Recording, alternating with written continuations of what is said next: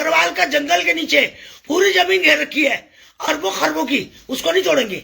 जो गरीब आदमी उसका 50 गज 20 गज 100 गज तोड़ देंगे। तो ये तो इनका हाल है। तो इसलिए जो बहुत गलत ये लोग उत्तराखंड के जनता के साथ कर रहे हैं।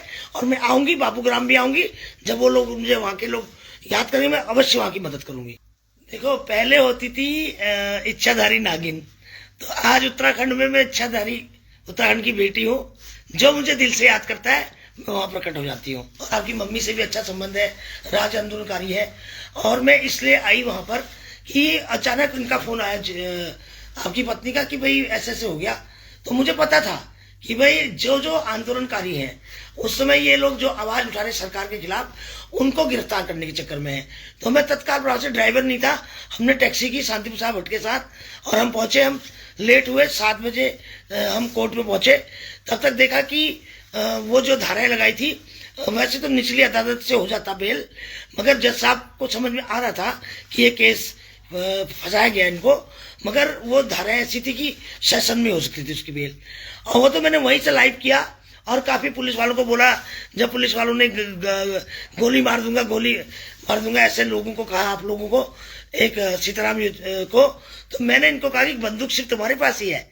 तो मैंने काफी वहां से लाइव करके और इनको इनके चश्मों का नंबर भी बताया। और वरना ये धाराएं लगाने के चक्कर में थे, रेलवे एक्ट ये लंबा फंसाने के चक्कर में थे, जिसमें सुबोध उनियाल और अग्रवाल के टारगेट में थे। क्योंकि मैंने कहा कि भाई एक लड़का बंथरा में है, क्या उसको तुमने चार्टर प्लेन लेके भेजा कि वो यहाँ पहुंच गया? और ऐसे सीताराम हमेशा आवाजें उठाता है, यूकेडी का है, और हमेशा इन नेताओं के खिलाफ आवाज उठाता है। और आप हमेशा माफियाओं के खिलाफ, शराब माफिया हो, जमीन माफिया हो, या इस तरह के जो सरकार गलत काम करती है उसको बढ़ चढ़ के उठाते हैं। तो इसलिए इन्होंने टारगेट किए थे 4-5 लोग और उनको उठाना था। तो ये पुलिस की बहुत ही, देखिए उधर सुखवंत सिंह मर गया, 4 करोड़ रुपए खा गए लोग, उनकी एफआईआर दर्ज नहीं करते और झूठी एफआईआर दर्ज करते हैं। ये तो इस उत्तराखंड का हाल है। तभी तो धामी टेंशन में घूम रहा है। कल उत्तरायणी का इतना बड़ा मेला था, न तो हल्द्वानी इसको किसने बुलाया, न बागेश्वर। तो परेशान है धामी की कुछ नहीं चल रही। ये अधिकारियों का इतना बोलबाला, इतनी कलेक्शन, इतनी माफियागिरी पुलिस वालों की हो गई है, चाहे थानेदार हो चाहे कप्तान हो। मैं कह देना चाहती हूँ, इस उत्तराखंड को बचा लो।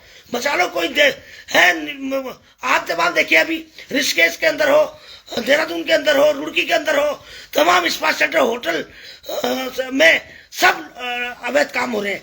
और एक तरफ देखिए, आपने कौन सी आवाज गलत उठाई? आईटीपीएल की आवाज उठाई। उस समय हम न जाते तो शायद वो रुकती भी नहीं, वो तोड़ चुके थे, क्योंकि माफिया को जमीन देनी है। इसी तरह क्या कहते हैं, एक बार कई गांव वालों का रास्ता रोक दिया और ताला तोड़ा मैंने। जब लोगों ने वो किया, मैंने ताला तोड़ा, रास्ता बंद कर दिया माफियाओं ने।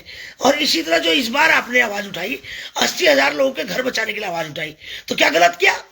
तो एक हाथ में अगर मोबाइल है तो क्या आप पथराव करेंगे? आपका मैंने वीडियो लास्ट टाइम तक कि भाई आप कह रहे हो कि पत्थर आ रहे, ये पत्थर पड़ गए, वो वीडियो हमने देखा। तो इस तरह से ये गलत झूठे मुकदमे, ये मायावती राज, मुलायम राज जैसे बिहार और बंगाल बना दिया, इसको बिहार बंगाल बना दिया कि झूठे मुकदमे हो रहे हैं। मुझ पर भी तो मुकदमे झूठे हैं।